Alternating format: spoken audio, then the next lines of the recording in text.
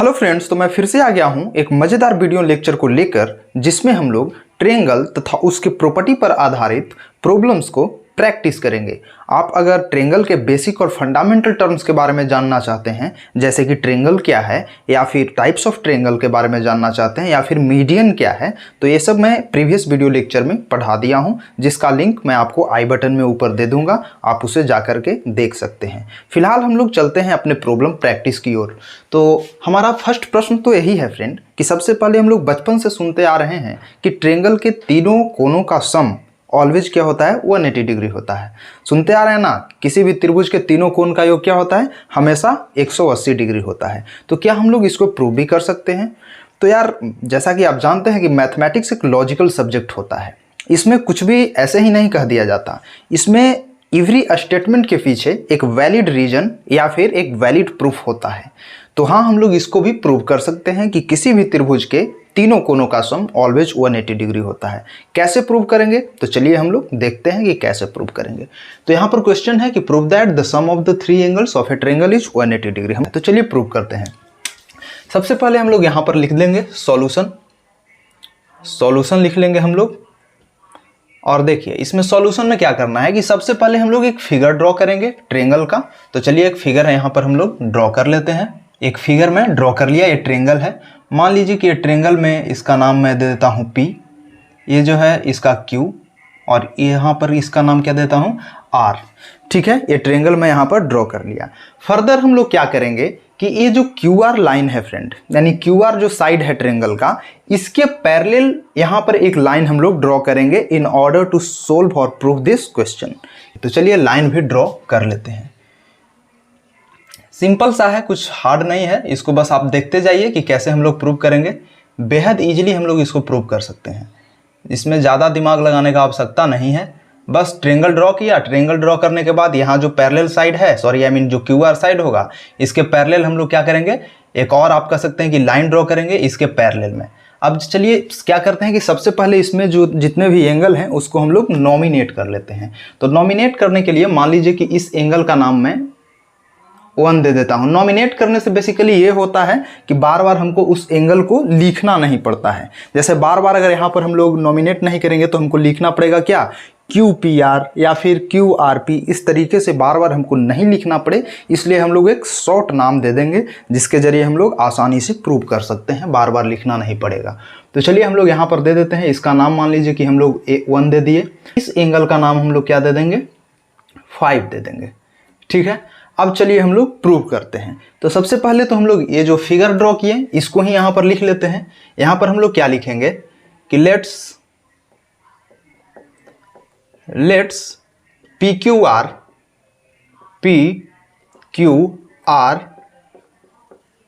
Is a triangle.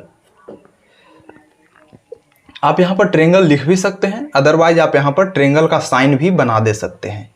ये सब क्या है, शॉर्ट फॉर्म है। बस कह सकते हैं कि शॉर्टली हम लोग ये सब लिखने का तरीका है, लिख सकते हैं ऐसे, let's PQR is a triangle, या फिर आप ट्रायंगल लिख भी सकते हैं। तो चलिए ये चीज़ हो गया कि PQR जो है, माना कि PQR क्या है, एक ट्रायंगल है। ठीक है, अब आप यहाँ पर स्ट्रक्चर भी लिख करके लिख सकते हैं। देखिए, जो स्टेटमेंट है वो एक्चुअली सॉल्यूशन को डेकोरेट करने का काम करता है, मतलब डेकोरेशन का सामान है।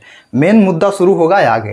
तो सबसे पहले हम लोग ये जो स्टेटमेंट को लिख करके अपने सॉल्यूशन को डेकोरेट कर रहे हैं। आप इसका नाम हम लोग मान लीजिए M दे दें, इस पॉइंट का नाम, और इस पॉइंट का नाम हम लोग क्या दे दें, N दे दें। बेसिकली एक लाइन है, M और N दे दिया इसका। तो आप यहाँ पर लिख सकते हैं MN is drawn parallel to side QR।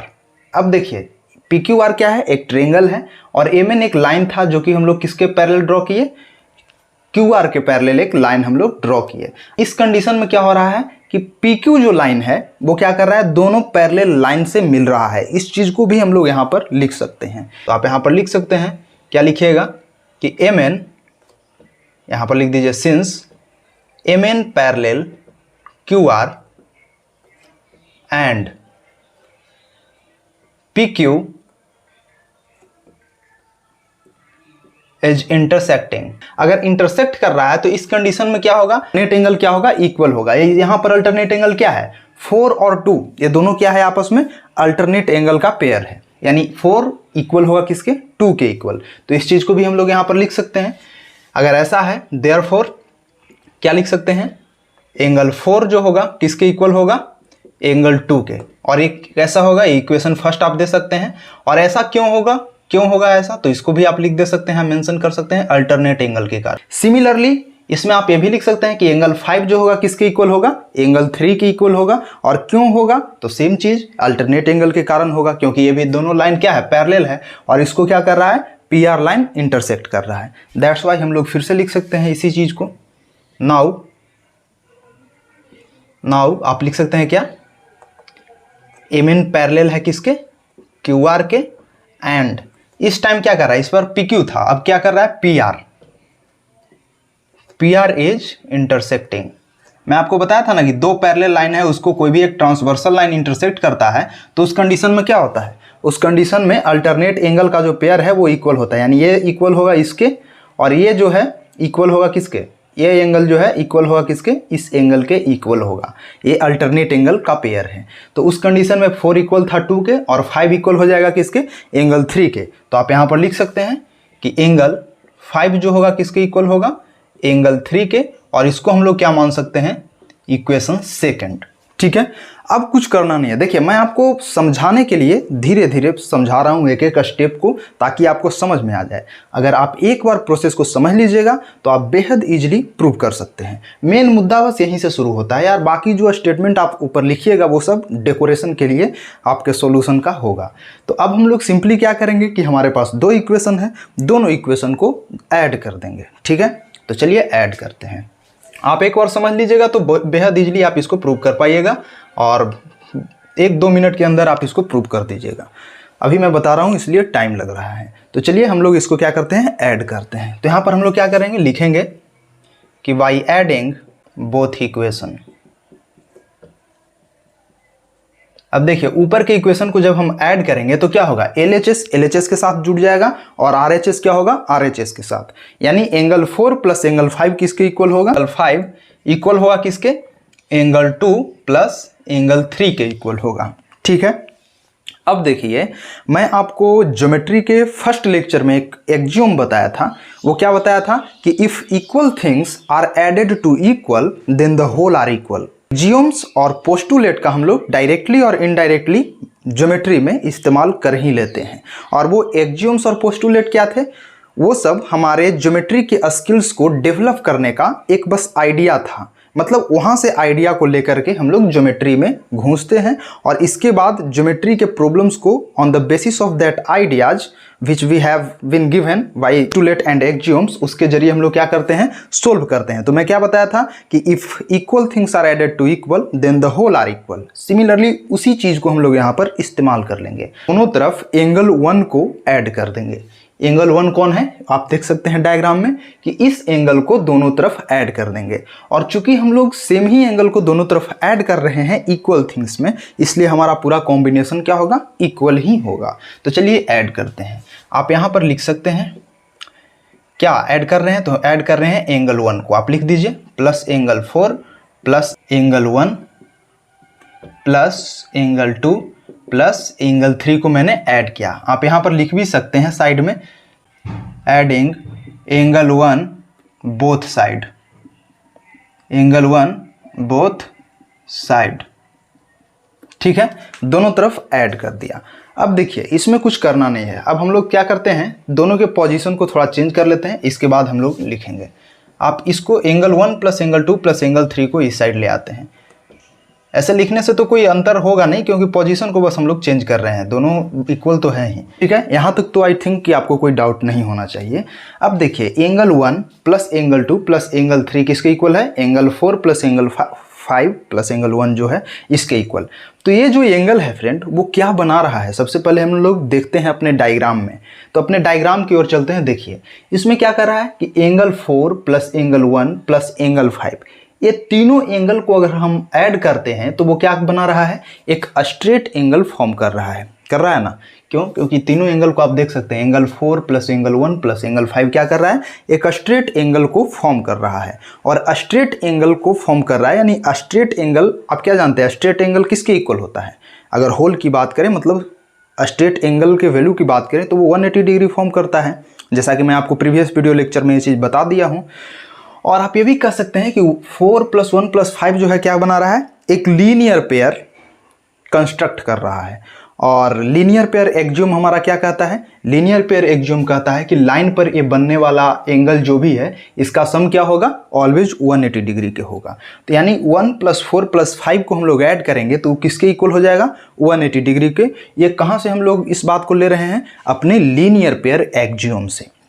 तो 1 प्लस 4 प्लस 5 को यहाँ से हम लोग रिप्लेस कर देंगे और 180 डिग्री लिख देंगे। तो चलिए लिख देते हैं, इसको क्या लिखेंगे, angle 1 plus angle 2 plus angle 3 और ये इक्वल होगा किसके, 180 डिग्री के। हाँ 180 डिग्री तो लिख दिए, लेकिन ये कहाँ से लिए हैं, तो इस चीज़ को भी यहाँ पर मेंशन कर देते हैं। तो आप लिख सकते हैं इसको कहाँ से लिए हम लोग, linear pair axiom, linear pair axiom, linear pair axiom से हम लोग इसको क्या किए, फाइंड आउट किए। ठीक है, तो आई थिंक कि आपको ये चीज़ समझ में आ गया होगा। अब देखिए कि 1 प्लस 2 प्लस 3 क्या है, तो आप सिंपली यहाँ पर देख सकते हैं कि 1 प्लस 2 प्लस 3 क्या है, एक ट्रेंगल का एंगल है। मतलब इस त्रिभुज के 1, 2 और 3 क्या है, एंगल है। और तीनों एंगल का यहाँ पर सम क्या हुआ, 180 degree, that we have successfully proved. तो आई होप कि आपको ये चीज़ समझ में आया होगा कि कैसे हम लोग प्रूव करते हैं। इसमें मैं आपको समझा रहा था एक एक पॉइंट को, इसलिए टाइम लगा, लेकिन आप समझ लीजिएगा तो 1 मिनट के अंदर आप इसको प्रूव कर सकते हैं। तो आई होप कि आपको मज़ा आया होगा। तो please write it down and let's move to some corollary. Basically मैं कोरोलरी के बारे में भी आपको बता ही देता हूँ कि कोरोलरी क्या है। ये जो हम लोग प्रूव किए कि किसी भी त्रिभुज के तीनों कोनों का सम जो है 180 डिग्री होता है, ये क्या है, एक थ्योरम है। और मैं आपको कोरोलरी के बारे में क्या बताया था अपने फर्स्ट वीडियो लेक्चर में, कि कोरोलरी भी क्या है, corollary is a type of क्या है, थ्योरम ही है। कोरोलरी क्या है, is a type of theorem which is derived with the help of an existing theorem. मतलब कोरोलरी क्या है, ये क्या है, एक थ्योरम है। और इस थ्योरम से मान लीजिए कि मैं एक और थ्योरम डिराइव कर लेता हूं, इस एग्जिस्टिंग थ्योरम से एक और थ्योरम अगर डिराइव कर लेता हूं तो वो थ्योरम क्या कहलाएगा, कोरोलरी कहलाएगा। जैसे मान लीजिए कि यहाँ पर मैं आपको प्रूव कर क्या किया कि किसी भी त्रिभुज के तीनों कोनों का सम क्या होता है, 180 डिग्री होता है। यही चीज़ अगर मैं आपको प्रूव करने को बोलूँ कि किसी चतुर्भुज यानी क्वाड्रिलैटरल में अगर बोलूँ, चतुर्भुज हिंदी में बोले या इंग्लिश में बोले तो क्वाड्रिलैटरल, तो किसी भी क्वाड्रिलैटरल के चारों कोनों का योग 360 डिग्री होता है। अगर मान लीजिए कि मैं ये प्रूव करने को बोल रहा हूँ, तो इसको हम लोग क्या कर सकते हैं, इस थ्योरम के हेल्प के जरिए हम लोग उसको क्या कर सकते हैं, प्रूव कर सकते हैं। तो चूंकि हम लोग इस एग्जिस्टिंग थ्योरम के जरिए अपने न्यू थ्योरम को डिराइव कर रहे हैं कि किसी भी चतुर्भुज के चारों कोनों का योग 360 डिग्री होता है, तो वो क्या कहलाएगा, कोरोलरी कहलाएगा। तो चलिए हम लोग उसको एक कोरोलरी की भी चर्चा कर ही लेते हैं। आप इसको नोट डाउन कीजिए, हम लोग चलते हैं, देखते हैं कि कोरोलरी क्या है। ठीक है, तो प्लीज राइट इट डाउन। चलिए, तो हमारा दूसरा क्वेश्चन कहता है फ्रेंड कि the sum of the 4 angles of a quadrilateral is 360 degree. मतलब इस बार आपको प्रूव करना है कि किसी भी क्वाड्रिलैटरल का, मतलब किसी भी चतुर्भुज के चारों कोनों का योग कितना होता है, 360 डिग्री होता है। ये भी हम लोग को प्रूव करना है। आप 7th 8th में हम लोग डायरेक्टली इसको याद कर लेते थे कि त्रिभुज के 3 कोनों का योग जो है 180 डिग्री होता है, किसी चतुर्भुज के चारों कोनों का योग होता है 360 डिग्री।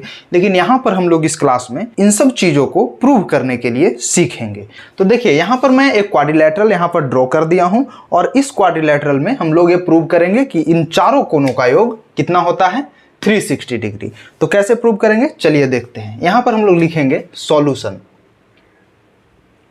क्या लिखेंगे, सॉल्यूशन। ठीक है, अब देखिए मैं अपने इस क्वाड्रिलैटरल को सबसे पहले यहां पर नॉमिनेट कर लेता हूं, नाम दे देता हूं। इसका नाम मान लीजिए कि मैं P दिया, इस पॉइंट का Q, ये जो है R, और ये क्या है, S है। ठीक है, तो अब इस बात को हम लोग यहाँ पर स्टेटमेंट के फॉर्म में लिख देंगे। सबसे पहले लिख लेते हैं कि हम लोग को प्रूव क्या करना है। P plus angle Q plus angle R plus angle S इतना बराबर क्या होता है, 360 डिग्री। यही आपको क्या करना है, प्रूव करना है। हाँ, अब आप इसमें अब हम लोग लिख सकते हैं स्ट्रक्चर। यहाँ पर आप लिख सकते हैं क्या, स्ट्रक्चर। स्ट्रक्चर मतलब बस जैसे कि हम लोग जो इसको प्रूव करने के लिए जो स्ट्रक्चर बनाए हैं उसके बारे में यहाँ पर बस लिख देंगे। Let's PQRS is a quadrilateral. PQRS क्या है, एक क्वाड्रिलेटरल है। और आप लिख सकते हैं एंड एक डायगोनल ड्रॉ कर लेते हैं। क्या करते हैं हम लोग, एक डायगोनल यहाँ से ड्रॉ करते हैं, as drawn.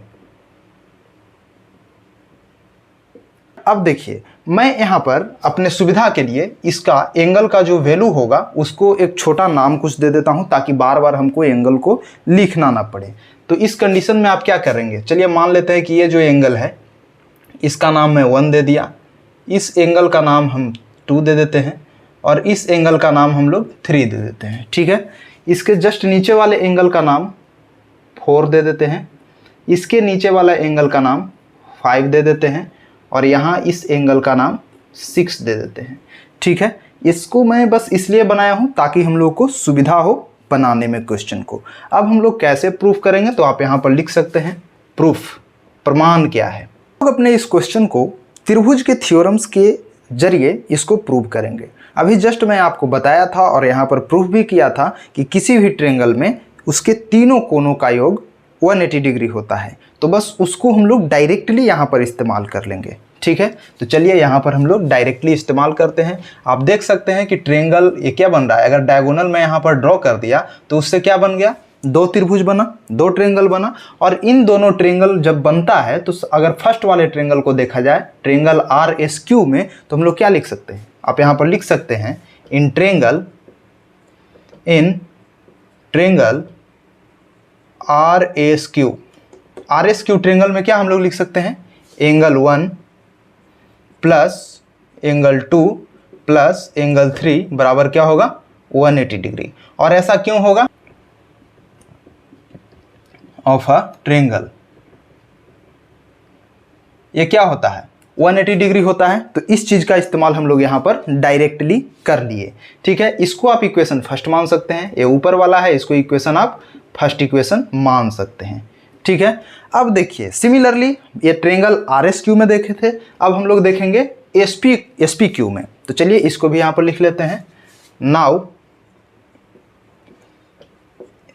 In triangle SPQ, इस ट्रायंगल में भी सिमिलरली वही चीज करना है। ये भी इस ट्रायंगल में भी क्या होगा, तीनों कोण का सम क्या होगा, 180 डिग्री होगा। उस चीज को भी हम यहाँ पर लिख लेंगे। तो यहाँ पर क्या लिख सकते हैं, एंगल 4, इसमें क्या है एंगल 4, 5 और 6, तो इस चीज़ को लिख देते हैं angle 4 plus angle 5 plus angle 6, ये भी इक्वल होगा किसके, 180 डिग्री के। और ये भी क्यों ऐसा होगा, तो इसमें भी आप लिख सकते हैं कि due to sum of 3 angles of a triangle, जो कि इतना होता है 180 डिग्री के इक्वल। इसको आप इक्वेशन क्या मान सकते हैं, सेकेंड इक्वेशन मान सकते हैं। हमारे पास 2 इक्वेशन है, बस सिंपली हम क्या करेंगे कि दोनों इक्वेशन को आपस में ऐड कर देंगे। तो चलिए ऐड करते हैं, LHS को एक साथ ऐड करते हैं और RHS को एक साथ ऐड करते हैं। तो चलिए यहाँ पर हम लोग एक साथ ऐड करते हैं। एंगल 1 को एंगल 4 के साथ ऐड करते हैं, तो क्या हो जाएगा, angle 1 plus angle 4, angle 1 plus angle 4 होगा। इस दोनों को एक साथ ऐड कर लिया। प्लस में देखिए यहाँ पर एंगल 2 है, यहाँ पर एंगल 5 है, ये दोनों को कंबाइन कर लेंगे। तो चलिए लिख देते हैं, यहाँ पर क्या लिख देंगे, एंगल 2 प्लस एंगल 5, इसको कंबाइन कर लेते हैं। अब यहाँ पर देखिए, यहाँ पर हम लोग क्या लिख सकते हैं, एंगल 3 प्लस एंगल 6। ठीक है, और इतना को हम लोग क्या लिख सकते हैं, इन दोनों को भी कंबाइन कर लेंगे और इसको क्या लिख सकते हैं। अब देखिए LHS तो हमारा ऐड हो गया, अब RHS को ऐड करते हैं। तो ये भी 180, ये भी 180, दोनों को ऐड करेंगे तो क्या हो जाएगा, 360 डिग्री। ठीक है, हो जाएगा। आई डोंट थिंक कि आपको यहाँ पर कोई डाउट होना चाहिए। तो चलिए अब यहाँ तक तो मैंने लिख दिया इस चीज़ को, बस सिंपली हम लोग क्या किए हैं, दोनों इक्वेशन को आपस में ऐड किए हैं। ठीक है, अब देखिए एंगल 1 प्लस एंगल 4 को हम लोग क्या लिख सकते हैं, अपने डायग्राम में देखिए क्या लिख सकते हैं यहाँ पर, एंगल 1 प्लस एंगल 4, यानी ये एंगल 1 प्लस एंगल 4 को हम लोग क्या लिख सकते हैं, angle S। Angle 1 plus angle 4, ये दोनों एंगल का सम जो है वो क्या होगा, कंबाइंड एंगल S को इंडिकेट कर रहा है ना। तो एंगल 1 प्लस एंगल 4 के कॉम्बिनेशन को हम लोग एंगल S डायरेक्टली लिख सकते हैं। तो चलिए यहाँ पर हम लोग लिख देंगे, ये क्या होगा, एंगल S। ठीक है, अब देखिए एंगल 2 प्लस एंगल 5 है, इसमें आपको देखिए क्या है, एंगल 2 प्लस एंगल 5 है। इसमें क्या हो रहा है कि इसमें कॉम्बिनेशन, कहने का मतलब इस टाइप का नहीं है, इसको हम लोग सेपरेटली देख लेंगे, बस एडिशन ही है ना, तो इसमें कॉम्बिनेशन नहीं हो पा रहा है ना। जैसे इसमें कॉम्बिनेशन था तो एंगल एस लिख दिए, लेकिन इसमें उस टाइप का कॉम्बिनेशन नहीं है। तो अगर नहीं है तो डायरेक्टली जिस भी एंगल को इंडिकेट कर रहा है उस एंगल को मेंशन कर देंगे। तो आप सिंपली देख सकते हैं कि एंगल 2 जो था वो किसको इंडिकेट कर रहा है, एंगल आर को। तो इस चीज़ को भी लिख देते हैं, एंगल 2 किसको इंडिकेट कर रहा है, एंगल आर को। तो चलिए लिख दिया। एंगल 5 किसको इंडिकेट कर रहा है, एंगल पी को। तो चलिए यहाँ पर लिख देते हैं एंगल पी। अब देखिए एंगल 2 प्लस एंगल 3 ये किसको इंडिकेट कर रहा है, तो फिर से डायग्राम में देखिए एंगल 3 प्लस एंगल 6 इन दोनों का कॉम्बिनेशन क्या बना देगा, एंगल क्यू। तो इस चीज़ को यहाँ पर लिख देते हैं, यहाँ पर क्या लिखेंगे, एंगल क्यू, और that will be equal to what, 360 degree. ठीक है, अब इसी को अरेंज कर लेंगे तो हमारा ऊपर का चीज़ जो ऊपर लिखे हैं वो आ जाएगा। चलिए अरेंज कर लेते हैं। हम लोग क्या लिखे, angle P plus angle Q plus angle R plus angle S, और that is equal to what, 360 degree, and we have successfully proved. So यहाँ पर हम लोग लिख देंगे प्रूव्ड। तो यहाँ पर मैं 2 पॉइंट और क्लियर करना चाहूँगा कि बच्चों के माइंड में कभी कभी ये प्रश्न आता है कि क्या किसी भी क्वाड्रिलेटरल के सभी एंगल का सम, मतलब कि चारों एंगल का सम 360 डिग्री होगा। तो हाँ, बिल्कुल होगा। इस चीज़ को आप हमेशा माइंड में रखिएगा, क्योंकि ये इस पर डिपेंड नहीं करता है कि ये जो क्वाड्रिलेटरल है वो रोम्बस है या फिर ट्राइपीजियम है या फिर स्क्वायर है या रेक्टेंगल है। किसी भी टाइप के क्वाड्रिलेटरल हो उसके सभी एंगल का सम ऑलवेज क्या होगा, 360 डिग्री होगा। और साथ ही दूसरा पॉइंट मैं ये बताना चाहूँगा कि जैसा कि ये जो थ्योरम है, जो थ्योरम को अभी हम लोग डिराइव किए हैं, ये भी क्या है, एक प्रकार का थ्योरम ही है। ठीक है, ये भी क्या है, एक प्रकार का थ्योरम ही है। लेकिन जैसा कि मैं आपको बताया था कि इसको हम किसके हेल्प से अभी प्रूव किए हैं, इसको हम लोग प्रूव किए हैं with the help of our existing theorem. और एग्जिस्टिंग थ्योरम क्या था, जो कि मैं आपको ऑलरेडी प्रूव करके अभी बताया था कि किसी भी त्रिभुज के तीनों कोनों का सम क्या होता है, ऑलवेज 360 डिग्री होता है। तो चूंकि हम लोग एग्जिस्टिंग थ्योरम को इस्तेमाल करते हुए इस न्यू थ्योरम को डिराइव किए हैं, that's why we shall call it as what, corollary. ये क्या होगा, एक एग्जिस्टिंग थ्योरम से डिराइव्ड थ्योरम है, इसलिए यह थ्योरम क्या कहलाएगा, कोरोलरी कहलाएगा। तो आप यहाँ पर साइड में लिख भी सकते हैं कि ये क्या है, कोरोलरी है। ये क्या है, कोरोलरी है। इस चीज़ को आप लिख भी सकते हैं। तो आई होप कि आपको ये चीज़ समझ में आया होगा कि कैसे हम लोग इस चीज़ को सिंपली और बेहद आसानी से प्रूव कर पाएँ।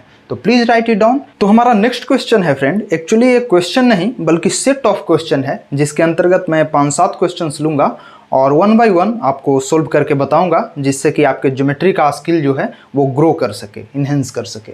तो चलिए मैं सबसे पहले 1 बाय 1 ये सब को क्या करता हूँ, आपको सोल्व करके बताता हूँ, फिर और कुछ क्वेश्चंस लेता हूँ।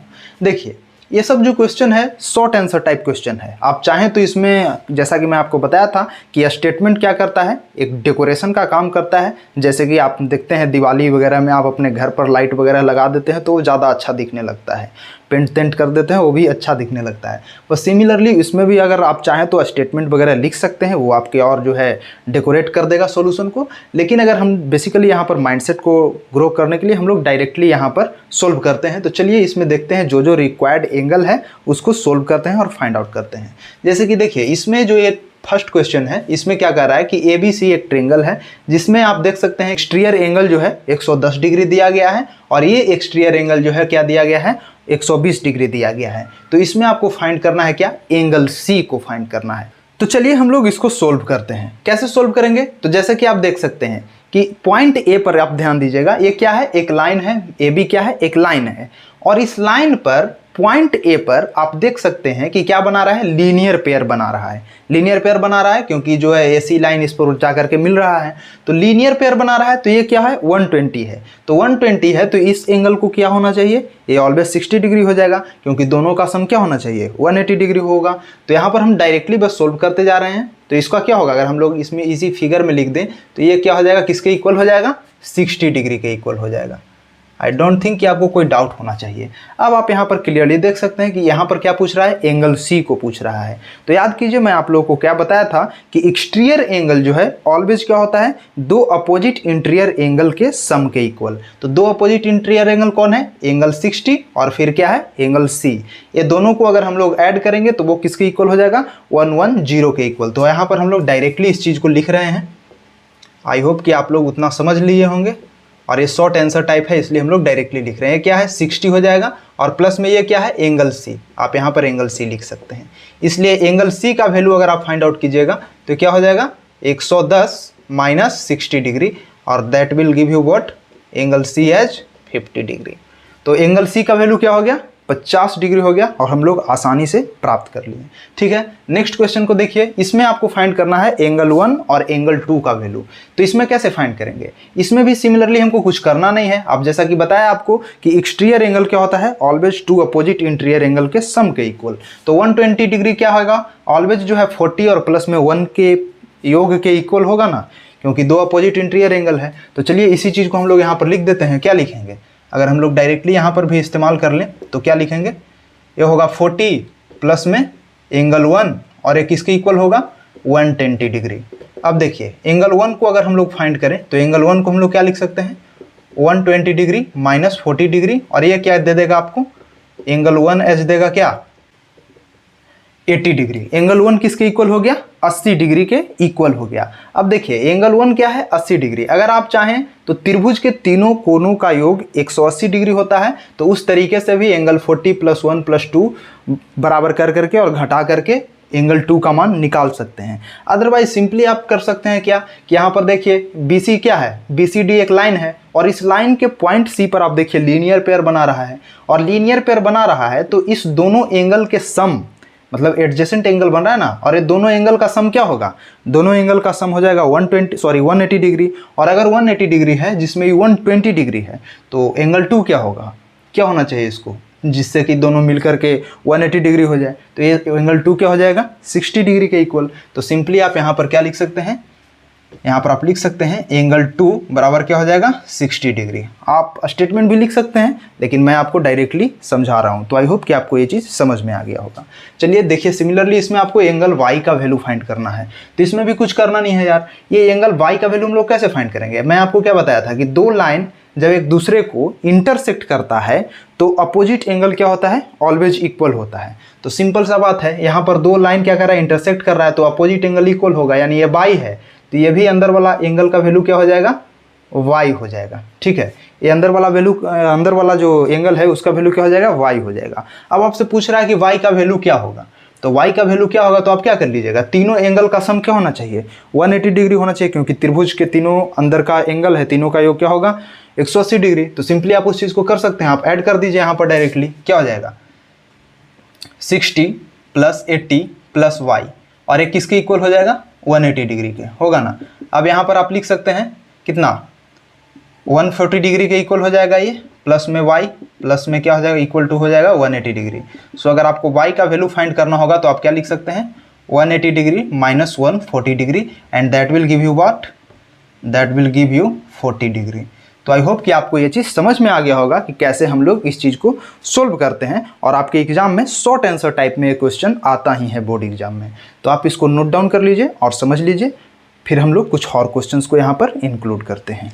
Please write it down. तो चलिए अब हम लोग अपने अगले क्वेश्चन को देखते हैं। तो हमारा फर्स्ट क्वेश्चन क्या कह रहा है फ्रेंड, कि इसमें आपको दिया हुआ है एक डायग्राम पहले दिया गया है, और इस डायग्राम में बताया गया है कि AB जो है पैरेलल है DE के, ये दोनों क्या है, पैरेलल है। तो आपको क्या फाइंड करना है, एंगल DCE आपको फाइंड करना है। तो बस शॉर्ट आंसर टाइप क्वेश्चन है, सिंपली हम लोग इसको फाइंड कर सकते हैं। कैसे फाइंड करेंगे, तो यहाँ पर आप देख सकते हैं कि ये दोनों पैरेलल है और AE क्या कर रहा है, उसे मिल रहा है। तो मिल रहा है तो इस कंडीशन में क्या होगा, अल्टरनेट एंगल इक्वल होगा। तो अल्टरनेट एंगल इक्वल होगा तो ये 35 है, तो ये भी क्या हो जाएगा, इस एंगल का वैल्यू भी क्या हो जाएगा, 35 ही होगा।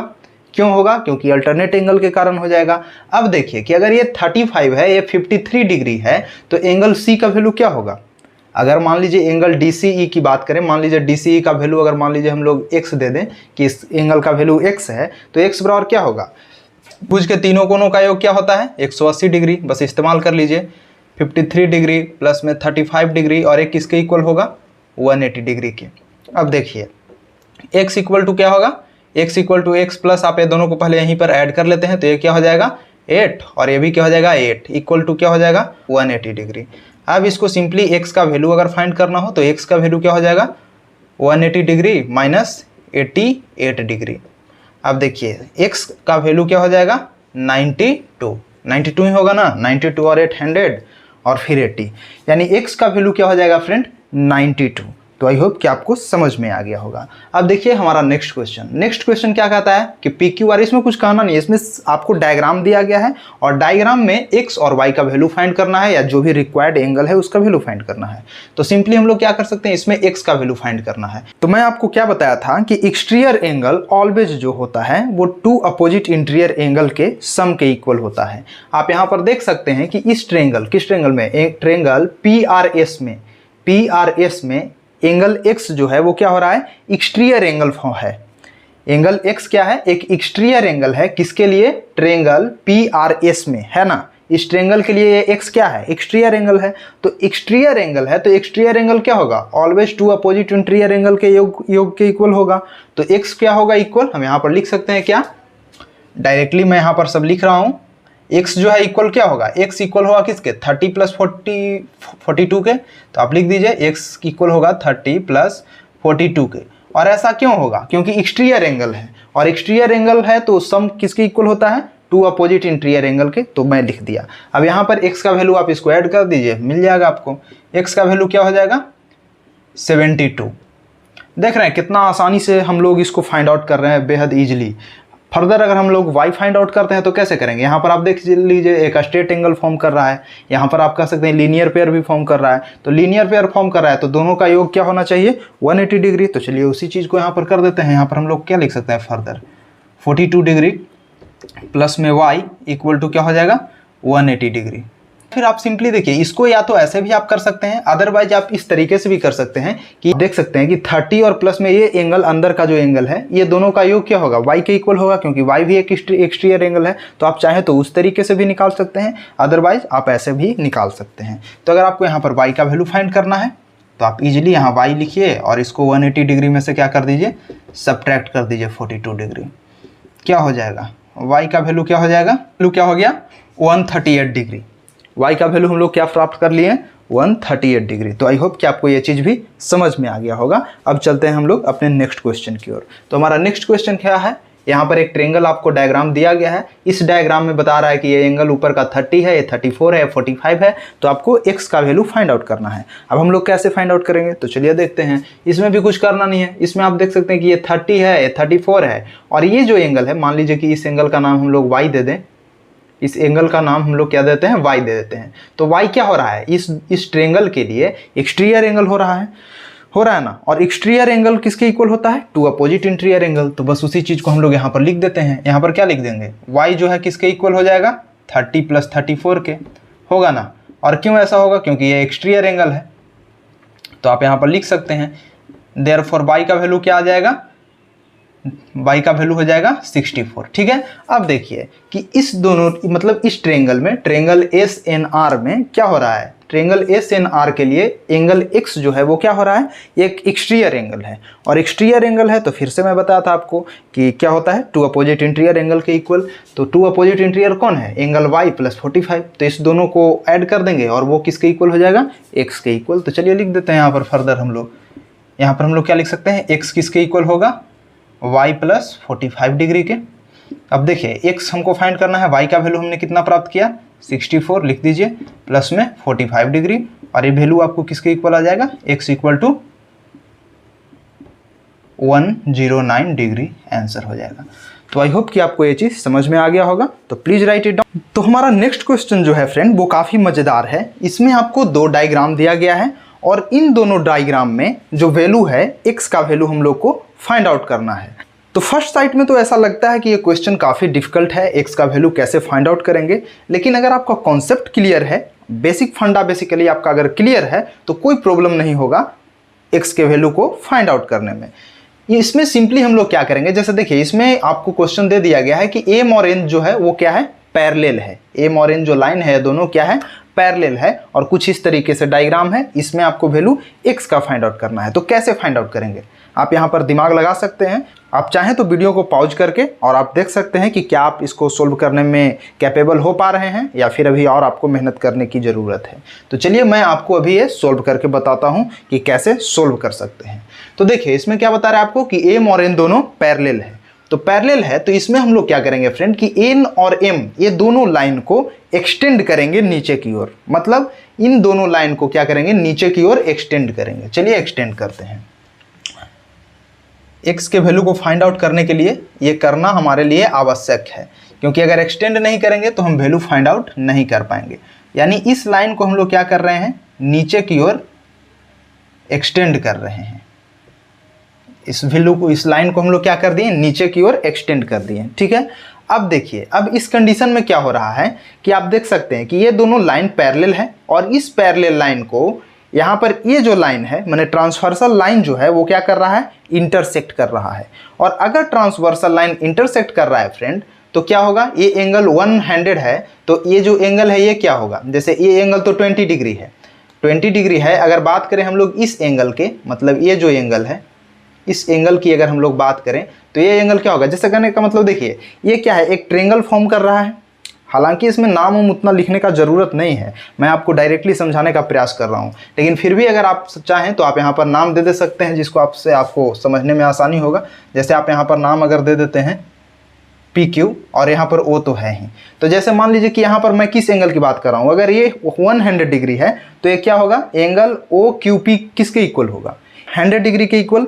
क्यों हो जाएगा 100 डिग्री के इक्वल, क्योंकि आप ये देख सकते हैं ये कोरेस्पोंडिंग एंगल का पेयर है, कोरेस्पोंडिंग एंगल का पेयर है ना। क्यों कोरेस्पोंडिंग एंगल का पेयर है, क्योंकि दो पैरेलल लाइन है और उसको ट्रांसवर्सल इंटरसेक्ट कर रहा है। तो इस पैरेलल लाइन के ऊपर वाला एंगल 100 अगर है तो इस पैरेलल लाइन के ऊपर वाला एंगल भी क्या होगा, 100 ही होगा।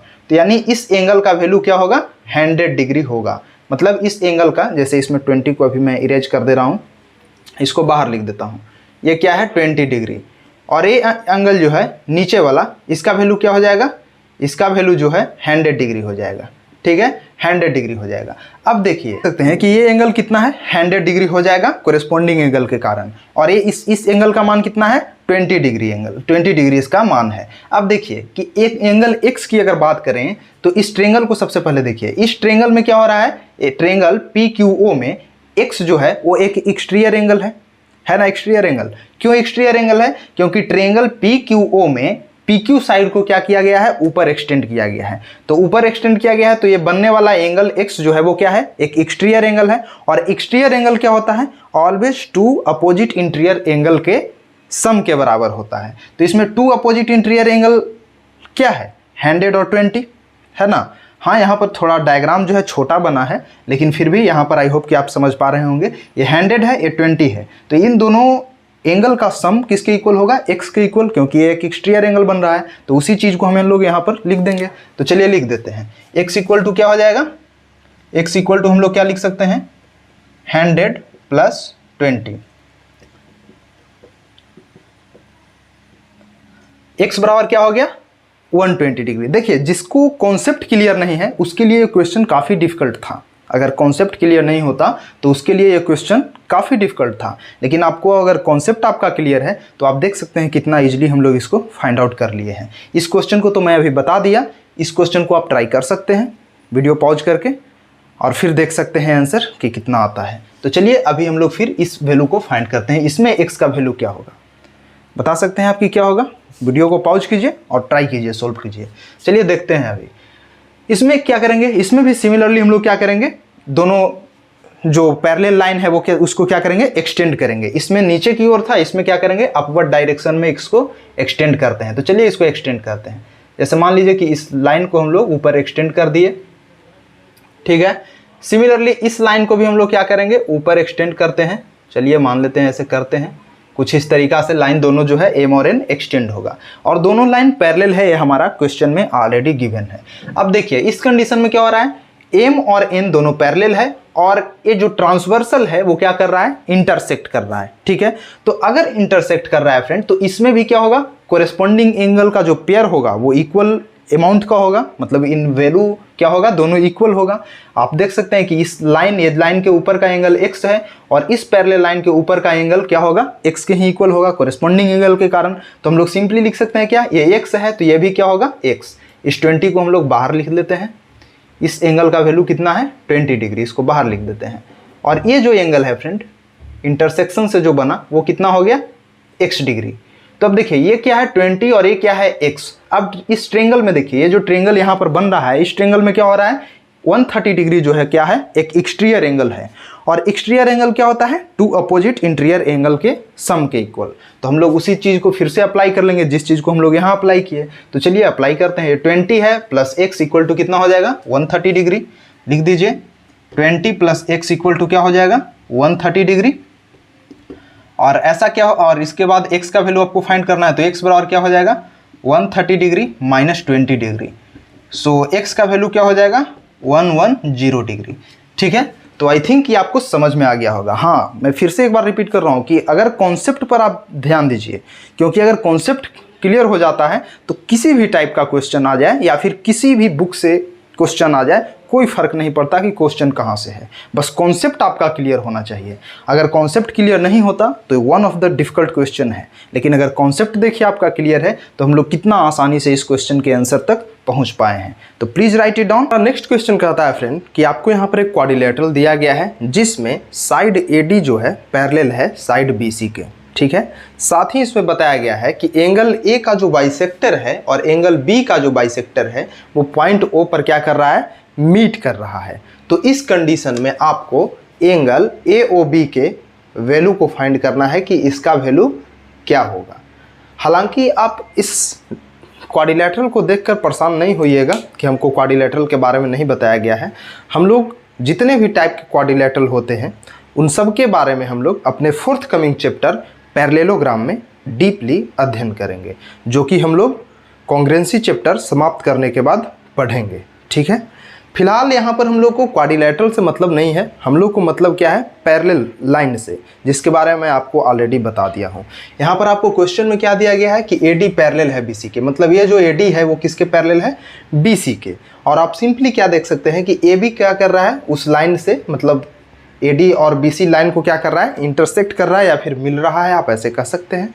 तो इस कंडीशन में आपको बताना है, जिसमें और एक चीज़ बताया गया है कि जो एंगल A है और एंगल B दोनों के बाइसेक्टर हैं जो पॉइंट O पर मीट कर रहे हैं। तो इस कंडीशन में एंगल AOB क्या होगा ये आपको फाइंड आउट करना है। आप चाहे तो वीडियो को पॉज करके इस क्वेश्चन को ट्राई कर सकते हैं। फिलहाल चलिए मैं आपको क्वेश्चन को बताता हूँ। इसलिए हम लोग अपना सॉल्यूशन यहाँ पर लिखेंगे। सॉल्यूशन देखिए, इसमें कुछ करना नहीं है। क्या दिया गया है कि AD पैरेलल BC है, इस चीज़ को हम लोग यहाँ पर लिख देंगे।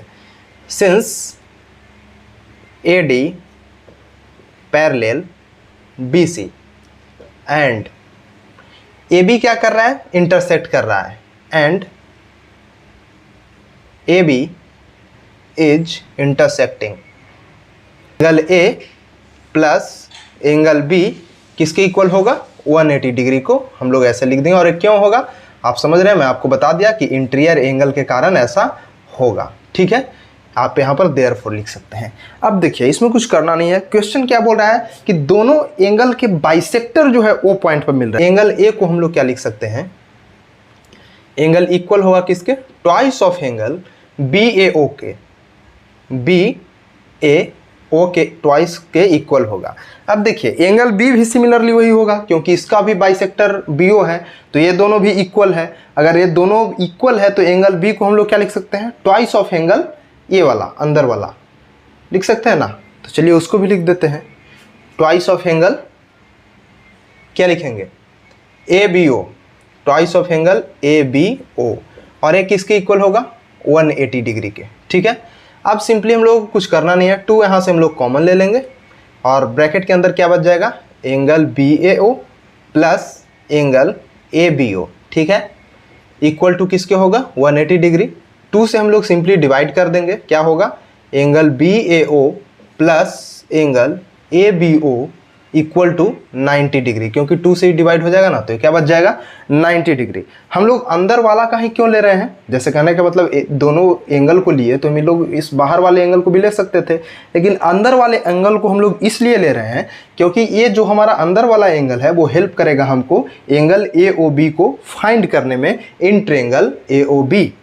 अब हम लोग ट्रायंगल AOB में देखेंगे, क्योंकि क्वाड्रिलेटरल से हमें कोई मतलब ही नहीं था यार, मैं क्वाड्रिलेटरल को आपको भी नहीं बताया हूँ तो यहाँ कोई मतलब ही नहीं है। हालांकि आने वाले वीडियो लेक्चर में पैरेललोग्राम में हम लोग रोम्बस, ट्रेपीजियम, ये जो फिगर आप देख रहे हैं ये ट्रेपीजियम का फिगर है और मैं डीपली इसके बारे में आपको एनालाइज करके बताऊंगा।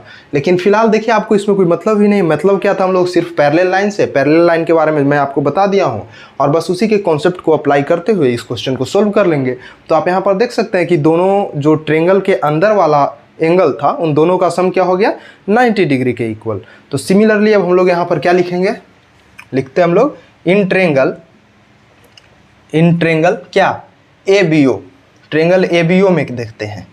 अब देखिए ट्रायंगल ABO में अगर हम लोग AOB को फाइंड करें, in triangle ABO angle AOB, क्योंकि AOB ही पूछ रहा है, देखिए AOB पूछ रहा है, तो अगर AOB की बात करें तो हम लोग क्या लिख सकते हैं, इसको हम लोग लिख सकते हैं 180 डिग्री, क्या लिख सकते हैं हम लोग 180 डिग्री माइनस क्या लिखेंगे, ये दोनों का सम, यानी angle BAO plus angle ABO लिख सकते हैं, बिल्कुल लिख सकते हैं। क्यों लिख सकते हैं, क्योंकि आप जानते हैं कि ट्रायंगल के अंदर के तीनों एंगल का सम ऑलवेज 180 डिग्री होता है और 180 डिग्री होता है, और इन दोनों का सम जो था वो मैं क्या किया, इन दोनों के सम को सब्ट्रैक्ट कर दिया। तो अगर इन दोनों के सम को सब्ट्रैक्ट करेंगे तो यही एंगल तो बच जाएगा जो हमारा निकल जाएगा AOB। तो सिंपली उसी काम को किए हैं। अब देखिए यहाँ पर 180 एज इट इज लिख देंगे और देखिए इन दोनों का सम हम लोग क्या फाइंड आउट किए हैं, यहाँ पर देखिए इन दोनों के सम को हम लोग 90 डिग्री के इक्वल फाइंड आउट किए हैं, लिख देंगे यहाँ पर। और 180 डिग्री माइनस 90 डिग्री किसके इक्वल होगा 90 डिग्री के, यानी AOB का वैल्यू जो है हमारा डिग्री में कितना आ गया 90 डिग्री आ गया।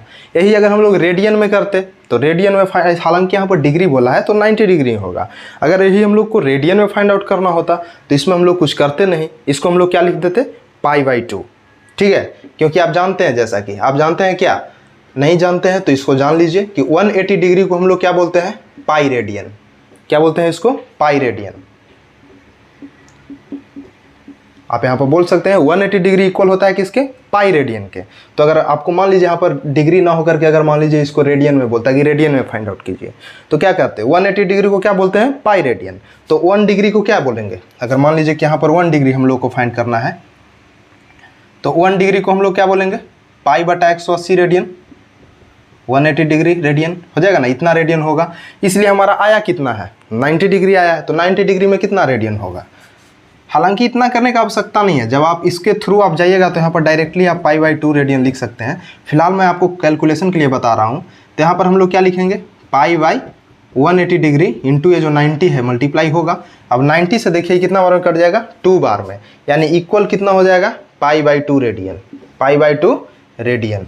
रेडियन को शॉर्ट में RAD आप लिख सकते हैं। इतना करने का ज़रूरत नहीं था, लेकिन कैलकुलेशन आपको समझ में आ जाए कि बेसिकली हम लोग कैसे कैलकुलेट करते हैं, इसके लिए मैं आपको यहाँ पर बता दिया। तो आप यहाँ पर या तो डिग्री में बोले तो 90 डिग्री, रेडियन में बोले तो π/2 रेडियन इसका आंसर हो जाएगा। ठीक है, तो हमारा नेक्स्ट क्वेश्चन जो है फ्रेंड वो काफ़ी मज़ेदार क्वेश्चन है। बेसिकली इस टाइप के क्वेश्चन हमारे ज्योमेट्री के स्किल को डेवलप करने के लिए बेहद आवश्यक होते हैं। इसमें आपको थोड़ा सा ज़्यादा नहीं but out of the box जाकर के सोचना होता है कि आखिर इस प्रॉब्लम को सोल्व करने का शुरुआत कैसे करें। ठीक है, हालांकि डिफ़िकल्ट नहीं है, बेहद ईजी है, आप सोल्व कर सकते हैं। तो वीडियो को पॉज कीजिए और ट्राई कीजिए। सिंपली इसमें हम लोग क्या लिखेंगे सॉल्यूशन, क्या लिखना है हम लोग को सॉल्यूशन हम लोग का क्या होगा चलिए देखते हैं। इसमें हम लोग क्या करेंगे कि जैसा कि आपको देखिए क्वेश्चन में बताया गया है कि PQ और RS ये दोनों लाइन जो है फ्रेंड वो क्या है पैरेलल है, यानी समानांतर है एक दूसरे को। और ये यहाँ से एक लाइन जा रहा है, ये दोनों लाइन क्या कर रहा है इस पॉइंट पर क्या कर रहा है इंटरसेक्ट कर रहा है।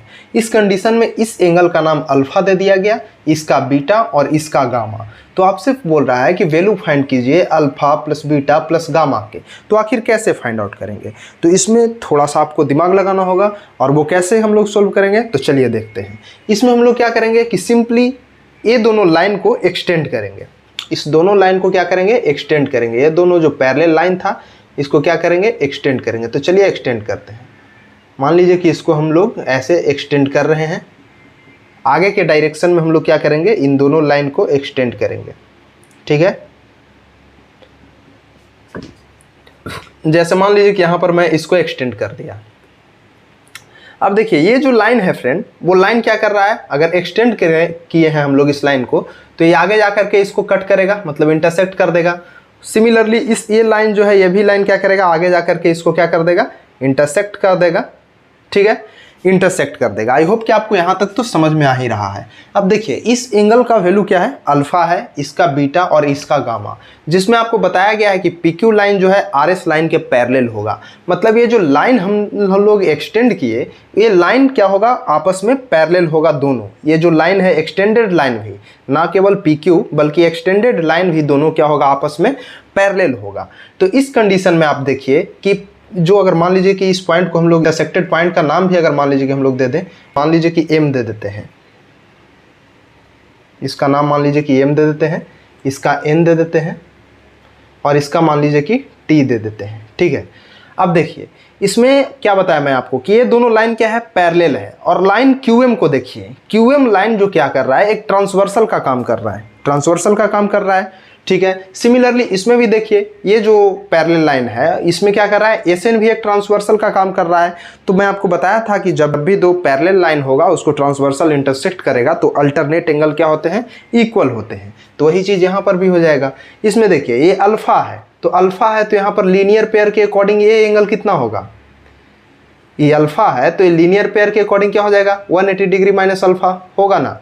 ये चीज़ मैं आपको पहले बता दिया हूँ, आई होप कि आपको समझ में आ रहा होगा। ये एंगल अल्फा है तो इस एंगल का वैल्यू क्या हो जाएगा, 180 डिग्री माइनस अल्फा। ठीक है, अब देखिए ये पैरेलल है दोनों लाइन और QM क्या है, एक ट्रांसवर्सल है, तो ये कितना है, 180 माइनस अल्फा।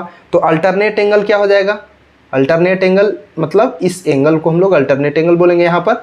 और अल्टरनेट एंगल का वैल्यू क्या हो जाएगा, ये भी हो जाएगा 180 degree minus alpha. I hope कि आपको समझ में आ रहा होगा। ठीक है, सिमिलरली आप देखिए ये क्या है, बीटा है, तो बीटा है तो यहाँ पर भी लीनियर पेयर बन रहा है, या फिर आप एडजेसेंट एंगल भी बोल सकते हैं। तो यहाँ पर बीटा है तो अंदर वाला ये एंगल क्या हो जाएगा, 180 डिग्री माइनस बीटा होगा ना। आई होप कि यहाँ पर भी आपको कोई डाउट नहीं होगा। फिर देखिए यहाँ पर क्या है, इस एंगल का वैल्यू क्या है, गामा। अब देखिए सम्मुख कोण क्या होगा, ऑलवेज बराबर होगा, तो बराबर होगा यानी इस एंगल जो है, ये अंदर वाला एंगल भी उतना ही होगा जितना ऊपर का एंगल है। या फिर आप सिमिलरली डायरेक्टली भी देख सकते थे कि भी अगर गामा है तो ये क्या हो जाएगा, 180 डिग्री माइनस गामा होगा। ठीक है, ये कितना हो जाएगा, 180 डिग्री माइनस गामा हो जाएगा। अब देखिए इसमें क्या हुआ कि यहाँ पर एक ट्रेंगल बन गया, ट्रेंगल STM, ट्रेंगल बन गया ना, ट्रेंगल STM एक ट्रेंगल बन गया। अब अगर यहाँ पर एक ट्रेंगल है फ्रेंड, तो ट्रेंगल में क्या होता है, तीनों एंगल का सम ऑलवेज क्या होता है, 180 डिग्री। तो सिंपली हम लोग उसी चीज़ को लिख देंगे। यहाँ पर आप लिख सकते हैं, आप यहाँ पर लिख सकते हैं सॉल्यूशन में कि इन ट्रेंगल, कौन सा ट्रेंगल, TSM या STM लिख देते हैं इसको, इन ट्रेंगल STM। इस ट्रेंगल में क्या हो रहा है, इस एंगल का वैल्यू क्या है, 180 डिग्री माइनस बीटा। बस हम लोग अब सम को 180 डिग्री के इक्वल कर देंगे, 180 डिग्री माइनस बीटा। पहला एंगल था मेरा, इसको ऐड कर दिया। दूसरा एंगल देखिए क्या है, 180 डिग्री माइनस गामा, इसको भी ऐड कर देते हैं, यहाँ पर लिख देते हैं 180 डिग्री माइनस गामा। ठीक है, इसको ऐड कर दिया। प्लस में यहाँ पर देखिए कि ये जो अंदर वाला इस एंगल का वैल्यू क्या है, 180 डिग्री माइनस अल्फा। चलिए लिखते हैं 180 डिग्री माइनस अल्फा। और ये चूंकि एक ट्रेंगल के तीनों अंदर का एंगल है, इसलिए तीनों का सम क्या होगा, 180 डिग्री के इक्वल होगा। तो यहाँ पर लिख देते हैं इसको भी किसके इक्वल, 180 डिग्री के इक्वल। ठीक है, अब सिंपली हम लोग इस वैल्यू को फाइंड आउट करेंगे, हमारा वैल्यू मिल जाएगा। चलिए फाइंड आउट करते हैं। ये क्या है, 180 180 180, 3 टाइम्स है, 3 टाइम्स है। तो इसको क्या हो जाएगा, किसके इक्वल हो जाएगा, अगर आप इसको ऐड कीजिएगा 180 180 को, तो ये क्या हो जाएगा, 540 के इक्वल, 540 हो जाएगा ना। हाँ, अब देखिए इसमें क्या हो रहा है, अल्फा भी माइनस में है, बीटा भी माइनस में है, गामा भी माइनस में है, यानी तीनों माइनस में है।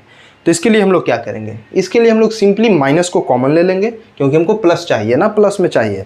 तो माइनस को हम लोग क्या कर लेंगे, कॉमन ले लेंगे तीनों से। तो चलिए कॉमन लेते हैं, यहाँ से माइनस कॉमन लेंगे तो क्या बच जाएगा मेरे पास, माइनस कॉमन लिया तो क्या बचेगा, alpha plus beta plus gamma.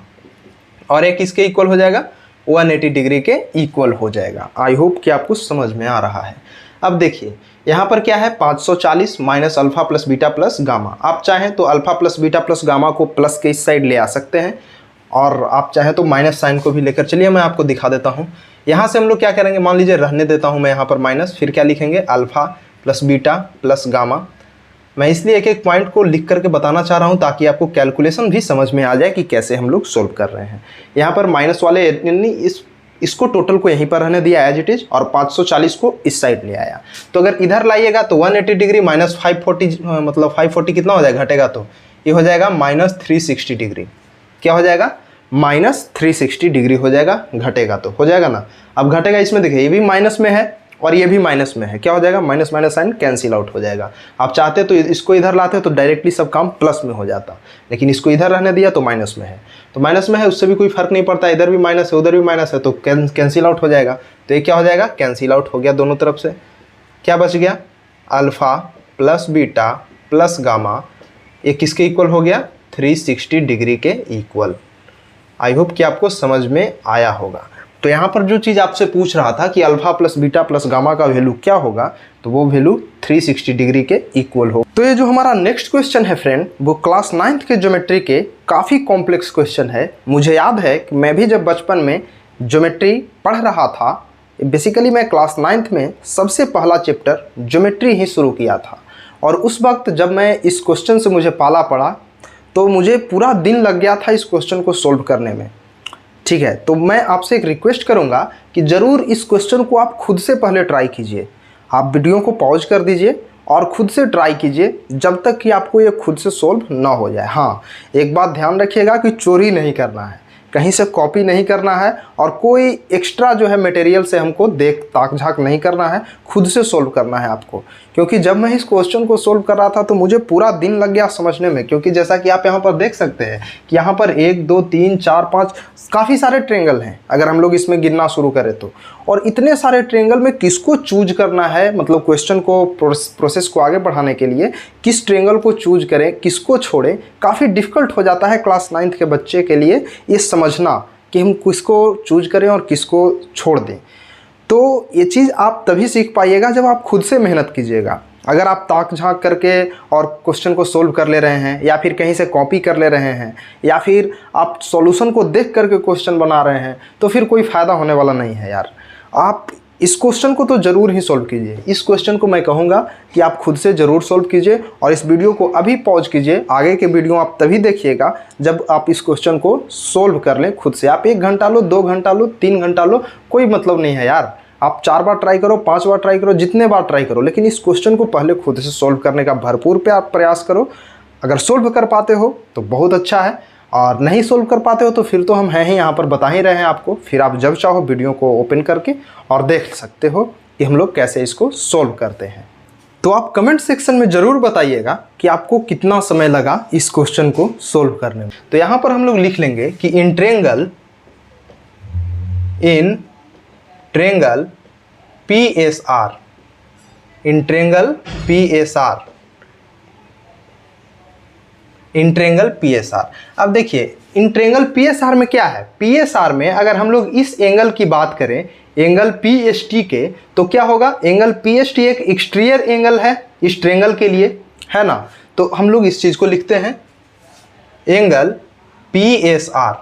अब देखिए एंगल PSR क्या है, एक एक्सटीरियर एंगल है इस ट्रायंगल के लिए। तो एक्सटीरियर एंगल क्या होता है, 2 अपोजिट इंटीरियर एंगल के सम के इक्वल। तो लिख देते हैं angle P/2 plus angle R। अब देखिए यहाँ पर कंफ्यूजन होगा कि P/2 को मतलब P/2 कैसे लिख दिए। इस एंगल को मैं यहाँ पर लिया हूँ PSR के लिए, इंटीरियर एंगल में इस एंगल को और एंगल R को लिया हूँ। यहाँ पर आप पूछेंगे कि P/2 कैसे लिख दिया, तो P/2 इसलिए लिख दिया क्योंकि क्वेश्चन ही आपको कह रहा है कि PS is the angle bisector. PS क्या है, एंगल बाइसेक्टर है एंगल P का, ठीक है ना। क्वेश्चन क्या था, in given figure PS is the angle bisector. PS क्या है, एक एंगल बाइसेक्टर है एंगल P के लिए। तो अगर एंगल बाइसेक्टर है तो इक्वल पार्ट में डिवाइड हो जाएगा ना, यहाँ से यहाँ तक ये क्या हो जाएगा, इक्वली डिवाइड है, यानी जितना ही उतना ही इस साइड वाला भी होगा। तो ये P/2 और ये भी क्या हो जाएगा p/2 हो जाएगा। तो इसलिए मैं यहाँ पर p/2 लिख दिया। ठीक है, आई होप कि आपको समझ में आ गया होगा। अब देखिए ट्रायंगल पीटीएस में हम लोग चलते हैं कि पीटीएस में क्या हो रहा है। तो यहाँ पर हम लोग लिखेंगे कि इन ट्रायंगल पीटीएस, तो किसी भी त्रिभुज में तीनों कोणों का सम ऑलवेज क्या होता है, 180 डिग्री के इक्वल। और आप जैसा कि यहाँ पर जानते हैं कि क्या बोल रहा है कि पीटी जो है परपेंडिकुलर है, मतलब ये अगर 90 डिग्री का एंगल है तो अंदर वाला एंगल भी क्या होगा, 90 डिग्री के इक्वल। अब आप नोटिस कीजिए कि अगर एक एंगल किसी भी ट्रायंगल का 90 डिग्री का है तो बाकी के दोनों एंगल का सम भी तो 90 डिग्री होना चाहिए, क्योंकि तभी तो 90 + 90 180 डिग्री के इक्वल होगा। आई होप कि आपको समझ में आ रहा होगा। ये 90 डिग्री है तो इन दोनों एंगल का सम भी क्या होना चाहिए, 90 डिग्री के इक्वल। क्यों? क्योंकि तभी तो 90 इधर से और 90 दोनों प्लस में होकर के 180 के इक्वल हो जाएगा। तो हो जाएगा तो उसी चीज़ को हम लोग ट्रायंगल पीटीएस में लिख देंगे। तो चलिए लिख देते हैं। क्या लिखेंगे, एंगल टीपीएस प्लस पीएसटी बराबर किसके इक्वल होगा, 90 डिग्री के इक्वल। इसको आप इक्वेशन फर्स्ट मान लीजिए। यहाँ पर यहाँ पर पीएसआर नहीं होगा, इसको एंगल पीएसटी आप कर लीजिए, क्योंकि एक्सटीरियर एंगल पीएसआर नहीं है बल्कि पीएसटी है ना, इस एंगल की चर्चा कर रहे हैं हम लोग। तो ये एंगल क्या है, एंगल पीएसटी।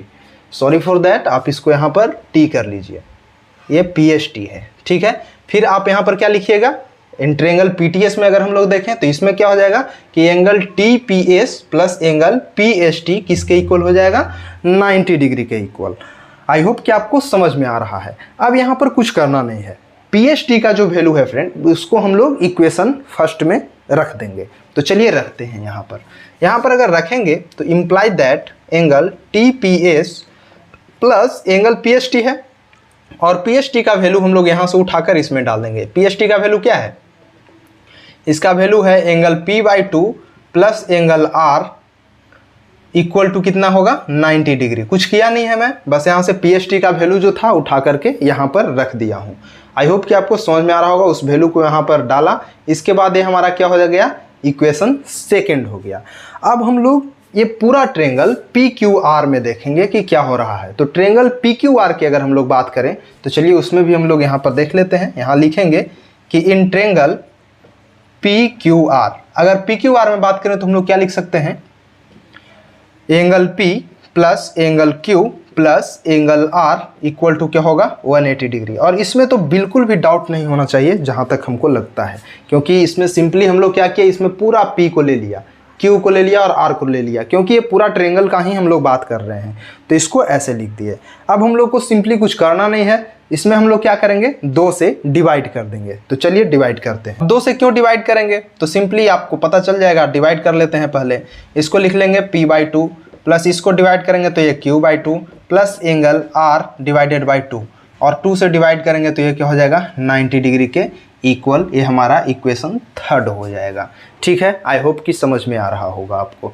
अब यहाँ हम 2 से ही क्यों डिवाइड किया, तो इसका रीज़न ये है फ्रेंड कि आप जैसा कि देख सकते हैं कि हमारा इक्वेशन सेकेंड में RHS जो है वो क्या है, 90 डिग्री के इक्वल है। तो हम चाह रहे थे कि अपने जो नेक्स्ट इक्वेशन आने वाला है अपना, उसको भी हम लोग क्या कर दें, RHS को 90 डिग्री के इक्वल कर दें, क्योंकि बाद में अगर RHS दोनों का इक्वल हो जाएगा तो LHS को भी हम लोग ईजिली इक्वल कर सकते हैं। तो चलिए अब हम लोग आसानी से इक्वल कर सकते हैं। From equation second and third, इन दोनों इक्वेशन के हेल्प से हम लोग क्या लिख सकते हैं, दोनों 90 डिग्री के इक्वल है, तो LHS अगर RHS इक्वल है तो LHS को भी इक्वल कर देते हैं। तो चलिए कर देते हैं। यहाँ पर हमारा LHS क्या है, यहाँ पर हम लोग लिखेंगे angle TPS plus angle P/2 plus angle R, और E इक्वल हो गया किसके, ये हो जाएगा equal angle P/2 plus angle Q/2 plus angle R/2 के। अब यहाँ पर आप क्लियरली देख सकते हैं कि इधर भी P/2 है, इधर भी P/2 है, दोनों क्या हो जाएगा, कैंसिल आउट। चलिए कैंसिल आउट कर देते हैं। ये क्या हो गया, कैंसिल आउट। चाहिए क्या हमको, एंगल TPS चाहिए था, जैसा कि आप देख सकते हैं। तो TPS को यहाँ पर हम LHS में रहने देते हैं और बाकी को RHS में ले जाते हैं। चलिए ले लेते हैं। यहाँ पर क्या लिखेंगे, देयरफॉर एंगल TPS इक्वल किसके हो जाएगा, TPS की बात करें तो यहाँ पर क्या लिखा हुआ है, एंगल Q/2 है प्लस एंगल R/2 है इधर, और इधर प्लस में है, बराबर के इधर जाएगा तो क्या हो जाएगा, माइनस में एंगल R भी हो जाएगा। ठीक है, फर्दर इसको आप सोल्व करेंगे तो क्या होगा, एंगल TPS किसके इक्वल हो जाएगा, एंगल Q/2। और आप देखिए इधर है R/2 और इधर है -R, तो क्या हो जाएगा, ये दोनों सब्ट्रैक्ट होगा, सब्ट्रैक्ट होगा तो क्या हो जाएगा, अगर आप जानते हैं कि अगर एक में से हम लोग आधा घटाते हैं तो क्या बचता है, आधा बचता है। वही हम लोग अगर आधा में से एक पूरा घटा दें तो क्या हो जाएगा, माइनस में हो जाएगा। अगर आधा है 1/2 है, इसमें से एक घटा दें तो ये साइन क्या हो जाता है, माइनस में, यानी R/2 -R है, तो यहाँ पर हम लोग क्या लिख देंगे, -R/2। ठीक है, और ये चीज़ हम लोग यहाँ पर सक्सेसफुली प्रूव्ड कर दिए, जो चीज़ हमारा क्वेश्चन कह रहा था। आप चाहें तो 1 स्टेप आगे कर सकते हैं, एंगल TPS और यहाँ से 1/2 कॉमन ले लीजिए और इसको आप लिख सकते हैं angle Q minus angle R। तो आई होप कि आपको समझ में आ गया होगा, इसको आप लिख दीजिए कि प्रूव्ड हो गया।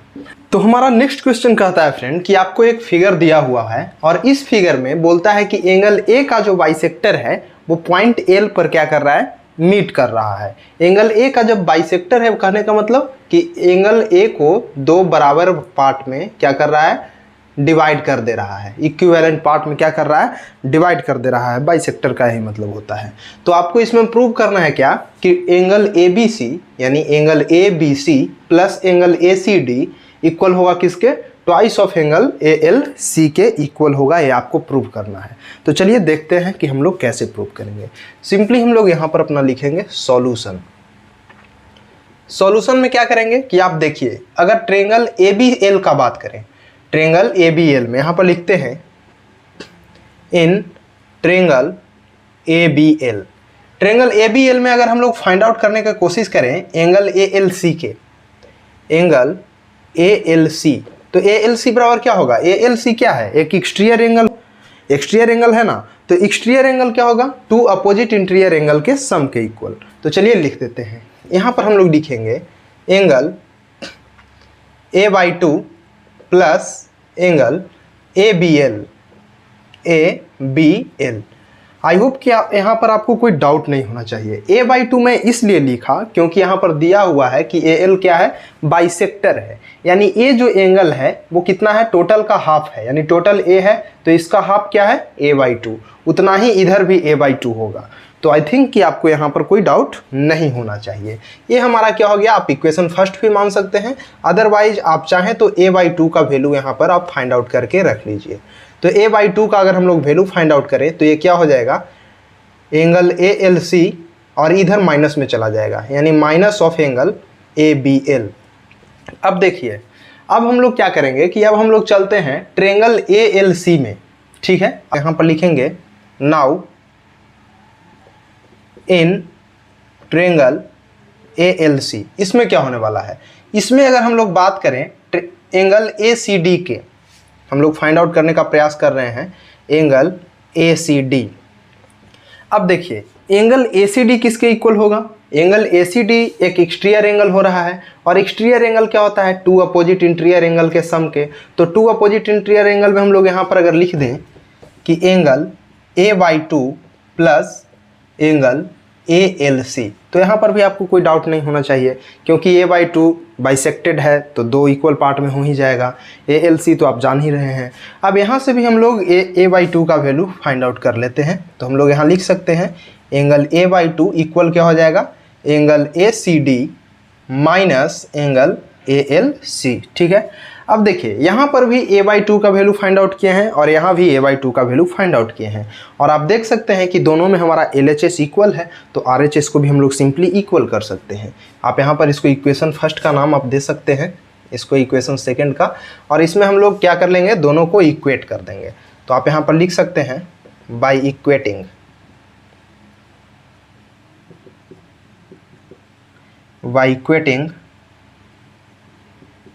Both equation. दोनों इक्वेशन को इक्वेट करेंगे तो क्या होगा, यहाँ पर जो होगा वो लिख लेते हैं, RHS दोनों का हो जाएगा इक्वल। यहाँ लिख दीजिए angle ALC minus angle ABL equal होगा किसके, angle ACD minus angle ALC के। ठीक है, अब इसमें देखिए आपको फाइंड आउट क्या करना है, ट्वाइस ऑफ एंगल ALC उसके इक्वल होगा, उतना के इक्वल ये हमको पता करना है। तो यहाँ पर आप अगर देखिए इधर भी है ALC माइनस में और इधर है प्लस में और इधर है माइनस में। अगर बराबर के इस साइड हम ALC को लाएं तो क्या हो जाएगा, प्लस में। तो चलिए ले आते हैं, इधर ALC और इधर से उधर जाएगा तो क्या होगा, ALC यानी ट्वाइस ऑफ ALC हो जाएगा। यहाँ पर लिख देंगे ट्वाइस ऑफ ALC और एक किसके इक्वल हो जाएगा, ये आप यहाँ पर देख सकते हैं एंगल ACD है, इधर माइनस में है, बराबर के इधर जाएगा तो क्या हो जाएगा, प्लस में एंगल ABL हो जाएगा। ठीक है, अब यहाँ पर आपको कुछ करना नहीं है, एंगल ABL को आप क्या लिख सकते हैं, यानी इस एंगल को आप ABL के जगह आप एंगल ABC भी लिख सकते हैं ना। वैल्यू तो दोनों कंडीशन में इक्वल ही होगा, तो सिंपली हम लोग इसको नाम को चेंज कर सकते हैं। तो अगर चेंज कर सकते हैं तो यहाँ पर हम क्या लिख सकते हैं, twice of angle ALC equal हो जाएगा किसके, angle ACD plus angle ABC के। ठीक है, आई होप कि आपको कोई डाउट नहीं होगा यहाँ तक, और यही चीज़ हमको यहाँ पर प्रूव करने को कहा गया था, और we have successfully proved our question. So यहाँ पर लिख देंगे proved. So please write it down. I think कि आपको मज़ा आया होगा आज के प्रॉब्लम प्रैक्टिस करने में, और इसी के साथ हमारा ज्योमेट्री का एक मेजर पोर्शन समाप्त होता है। हम लोग एंगल्स एंड लाइन से रिलेटेड सेक्शन को कंप्लीट कर लिए हैं, ट्रायंगल्स वाला सेक्शन भी आज कंप्लीट हो चुका है। हाँ, अगर आपको और वीडियो चाहिए ट्रायंगल से रिलेटेड प्रॉब्लम्स को प्रैक्टिस करने के लिए तो आप कमेंट सेक्शन में बता सकते हो, मैं और न्यू वीडियो को लेकर के आ जाऊंगा आपके लिए। फिलहाल आई थिंक कि आपको कॉन्फिडेंस आ गया होगा कि हम लोग ज्योमेट्री को कैसे सोल्व करते हैं। हालांकि मेरा पूरा ज्योमेट्री अभी कंप्लीट नहीं हुआ है, इसमें हम लोग को कॉन्ग्रुएंसीज वाला चैप्टर भी पढ़ना है, कॉन्ग्रुएंसी ऑफ ट्रायंगल, फिर सर्कल वाला भी चैप्टर पढ़ना है, फिर देखिए स्ट्रक्चर वाला चैप्टर पढ़ना है। तो कहने का मतलब अभी कंप्लीटली कंप्लीट नहीं हुआ है, बट हाँ एक मेजर पोर्शन हम लोग कंप्लीट कर चुके हैं। आई थिंक कि आपको अब कॉन्फिडेंस फील हो रहा होगा कि हम लोग कैसे ज्योमेट्री के क्वेश्चंस को डील करते हैं। तो मिलते हैं किसी और नए वीडियो लेक्चर में, तब तक के लिए जय हिंद, धन्यवाद।